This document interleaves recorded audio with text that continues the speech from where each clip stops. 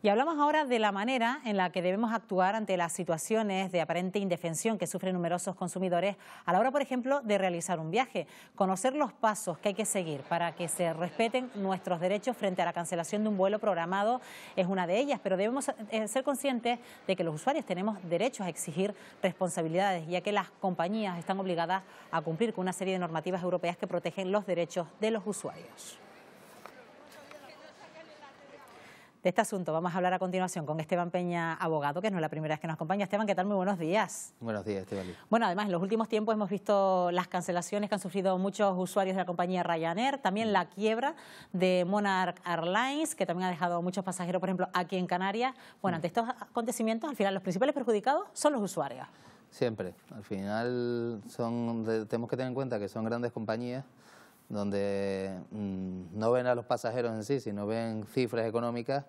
En el caso de Ryanair, alegando supuestamente un déficit en la puntualidad de los aviones, pero bueno, posiblemente, tal y como han señalado determinados medios de comunicación, haya causas por debajo que no quieran hacer públicas, como la resolución de contrato de muchos pilotos, etcétera.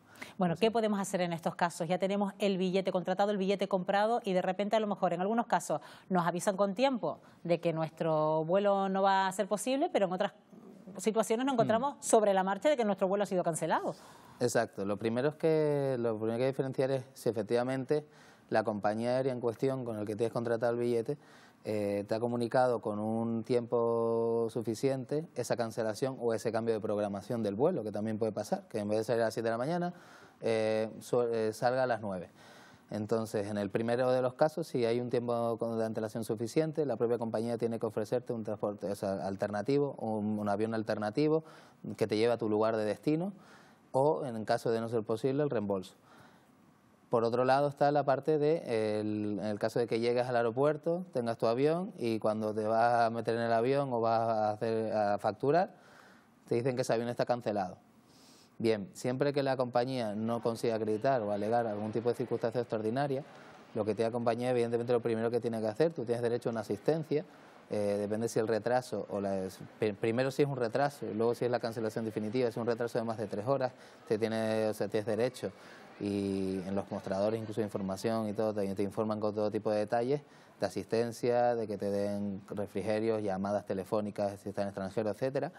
Y si finalmente se cancela, pues evidentemente una de dos, o te ofrece la posibilidad o alternativa de embarcarte en otro avión con el mismo trayecto, o en el caso de que no sea posible o que tú mismo no estés interesado, tienes derecho a comprarte otro pasaje de avión con incluso otra compañía, y la compañía originaria te tiene que reembolsar el precio del billete. Aparte de lo anterior, tienes derecho, en caso de que tengas que pasar la noche, evidentemente, todos los gastos son sufragados por la compañía, y aparte un reglamento europeo, el 261/2004, que es el que regula todo este tipo de circunstancias, recoge una serie de compensaciones económicas, que con compensaciones económicas cuya cuantía va en función del kilómetro, o sea, de las distancias que vayamos a recorrer en ese vuelo que teníamos previsto, ¿no? Efectivamente. ¿Cómo serían esas indemnizaciones en función de los recorridos? Bien, están fijadas, por un lado, exactamente eso lo veremos en el propio reglamento, van fijadas una escala, 400, 600 e incluso la máxima que son 800, depende si, por ejemplo, los 400 euros, más que nada porque en el despacho llevamos mucho tema de Tenerife a Madrid, son más de 1.500 kilómetros o más, o menos, son 400 euros lo mínimo, y a partir de ahí, pues dependiendo, va subiendo de cuantificación, de cuantía. Bueno, está claro que llegado a un punto en que la aerolínea accede a reembolsar el dinero que hemos pagado por el billete, tal vez nosotros no nos quedemos contentos, porque eso nos ha generado unos daños añadidos, que es, por ejemplo, a lo mejor retrasar el vuelo, estar más tiempo en un aeropuerto, lo que tú decías, sí. O incluso decir, mira, ya es que mis planes se han ido al garete, porque, por ejemplo, tenía previsto llegar a una hora a determinado sitio y no ha sido posible. ¿Podemos reclamar otras indemnizaciones añadidas? Sí podemos. Lo que pasa es que normalmente estamos hablando de cantidades o incluso de daños morales, y las compañías aéreas por defecto no lo van a admitir. Es decir, todo lleva un procedimiento. Lo primero que tienes que hacer es ir a la compañía, plantear la oportuna reclamación, y dependiendo del resultado de esa reclamación, de todos los gastos que tú conlleves, incluso daños morales precisamente por eso, porque querías ver a ver un familiar y no se ha visto totalmente imposibilitado ese momento, sí lo puedes reclamar. Daños y perjuicios. Lo que pasa es que normalmente las compañías en vía extrajudicial, digamos, no lo van a admitir. Nos puede saltar una duda, por ejemplo, el hecho de que Monarch Airlines haya ido a la quiebra y queremos denunciar el hecho de que no hemos podido llevar a cabo el vuelo que teníamos previsto, donde tenemos que denunciar aquí en España, al tratarse de una compañía británica, da igual, ¿no? Da igual. Lo primero es que estamos en la Unión Europea y como hay libre tránsito entre los distintos países de la Unión, no hay ningún problema en denunciar o reclamar aquí, por cuanto todas las compañías aéreas que operan en el espacio aéreo de la Unión Europea, para la redundancia, tienen sus sedes o tienen sedes en distintos aeropuertos, o si no aquí en Tenerife, en Madrid, o ponen un teléfono a disposición de los pasajeros o un correo electrónico, etcétera. Pero sí, no hay problema. ¿Y si hemos contratado un seguro de viajes, por ejemplo? El seguro de viaje es un complemento más, no es excluyente. La indemnización que por un lado tenemos del reglamento establecido en los distintos cuerpos normativos que regulan todo este tema, y aparte el seguro nos da un plus. O sea, nunca hay que pensar que si me da la compañía por un lado ya no puedo reclamar el seguro. Es un plus y es complementario. Y de hecho mucha gente desconoce que aún pagando con la tarjeta de crédito puede acceder a un seguro de viajes. Y no sé si mucha gente todavía aún lo desconoce, Esteban. Efectivamente. Y eso se puede extrapolar no solo a los seguros de viajes, sino seguros de hogar, seguros incluso de responsabilidad civil, de daños en una vivienda, etcétera, que muchas personas desconocen que al contratar tarjetas de crédito vienen acompañadas, o incluso de débito, de determinadas entidades bancarias les añaden esos seguros que muchas veces desconocemos y cuando vienen al despacho descubren que tienen. ¿Y qué pasa, por ejemplo, cuando hemos contratado no solo el billete, sino también el alojamiento? El alojamiento, bueno, cuando tenemos un billete de avión y alojamiento suele tratarse de viajes combinados. Entonces, normalmente esos viajes combinados los contratamos a través de agencias de viajes, de turoperadores, etcétera.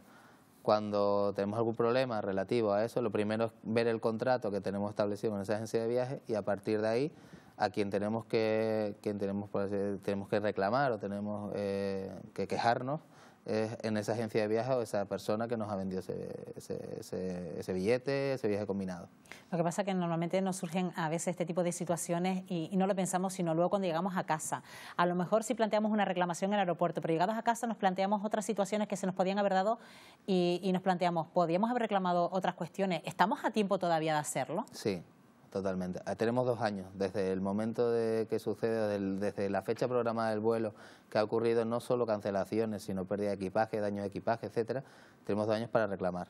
Y sí es cierto que me gustaría también hacer para que las personas sepan las maneras de dirigirnos a estas reclamaciones, porque muchas veces hay una agencia que se llama Agencia de Seguridad Aérea, AESA tiene su propia página web, que depende del gobierno, que es la encargada, es un árbitro. Entonces, desde el momento que nosotros interponemos la reclamación a la compañía aérea, luego, en caso de respuesta negativa, nos podemos ir a esta agencia de seguridad aérea. Esta agencia de seguridad aérea va a emitir un informe, va a recopilar información de ambas partes, tanto de la compañía, porque las compañías muchas veces en una primera intimación extrajudicial o una primera reclamación extrajudicial por parte del pasajero, muchas veces, cuando digo muchas, es la amplia mayoría, alegan causas extraordinarias. Pues el reglamento lo que establece es efectivamente que las compañías deben de indemnizar, incluso de compensar. Pero si es por razones extraordinarias, no. Hablemos de razones extraordinarias. Sí. Esteban, ¿cuáles son esas razones extraordinarias que ponen las compañías aéreas para poder justificar, por ejemplo, una cancelación de un vuelo? Hay multitud de jurisprudencia al respecto. De hecho, las circunstancias extraordinarias, ni siquiera para que te hagas una idea, el hecho de que se le pinche una rueda al avión, o que se le rompa un motor al avión, es circunstancia extraordinaria. Las compañías siempre van a ir, por defecto van a alegarlo, pero la jurisprudencia en el sentido alega como causas extraordinarias, pues evidentemente fenómenos meteorológicos adversos que no se hayan podido prever, rebelión, terrorismo, etcétera. Eso sí. Ahora, el hecho de que un avión se le pinche una rueda y que te alegue una circunstancia extraordinaria, por ejemplo, eso no es procedente. Y muchas personas cuando van a la compañía y les informa de esto, se suelen quedar ahí. Ya es cuando viene un despachador, mira, es que me ha establecido esto, es cuando ya vamos al siguiente paso, que es la Agencia de Seguridad Aérea Española. Antes que hablaba de la Agencia de Seguridad Aérea Española, hablabas de recurrir a ella cuando teníamos, por ejemplo, una respuesta negativa o no teníamos ningún tipo de respuesta. Sí. Y si la respuesta no es satisfactoria, no estamos de acuerdo con esa respuesta, ¿podemos seguir todavía luchando por nuestros derechos? Sí, efectivamente, porque entre otras cosas, el informe que emite la Agencia de Seguridad Aérea no es vinculante. Cuando digo no es vinculante ni para la compañía ni para nosotros. Sino, aunque nos dé la razón, si nosotros, la Agencia de Seguridad Aérea, establece que tenemos derecho a X, pero no hay, nosotros hemos pedido, por ejemplo, 500 euros y ellos nos dicen sí a 300, pero los restantes 200 no nos lo admite, nos podemos ir a los tribunales, a los juzgados de lo mercantil para seguir adelante contra la compañía aérea, claro. Bueno, se me ocurre ahora ya no en el ámbito aéreo, sino marítimo. Por ejemplo, lo que estamos viendo que está ocurriendo en Cataluña, que muchos cruceros que tenían contratado hacer escala en el puerto de Barcelona han sido desviados, por ejemplo, a puertos de Valencia. En este sentido, ¿cómo actúa aquí la legislación en cuanto a derechos del usuario? Si, por ejemplo, hay un usuario que se queja, no, que quería pasar por el puerto de Barcelona porque mi interés era conocer la ciudad de Barcelona. Bien, en estos casos nos volvemos al punto de los viajes combinados, porque normalmente incluye barco, incluye crucero, e incluye avión, incluso estancia en la ciudad de donde parte el crucero. Lo que es el buque, el barco, nosotros no firmamos el contrato con ellos. Ahora bien, ellos se cubren muy bien las espaldas y dice que el cliente está dispuesto que no va a reclamar nada en relación con un cambio de itinerario por las razones que sean. Claro. ¿Qué ocurre? Que evidentemente puede también haber daños y perjuicios, o evidentemente lo primero que se te viene a la cabeza es ese momento en donde yo quiero descubrir esa ciudad y tal. Bueno, a partir de ahí lo primero que tienes que dirigirte otra vez a la agencia de viajes o al turoperador donde has contratado los servicios. Y evidentemente tienen que dar todo tipo de facilidades para volver por otro lado, hotel en otro lado, eso no hay que gastarse ni un solo céntimo. Y aún es más, si puedes acreditar que efectivamente te has sufrido un menoscabo psíquico por lo que sea, también se puede reclamar, evidentemente. Bueno, pues nos quedamos sin tiempo, Esteban, pero esto ha dado para mucho. Gracias por haberme acompañado una vez más. Buenos días, no ha dado todo muy clarito. Vale. Hasta la próxima. Gracias.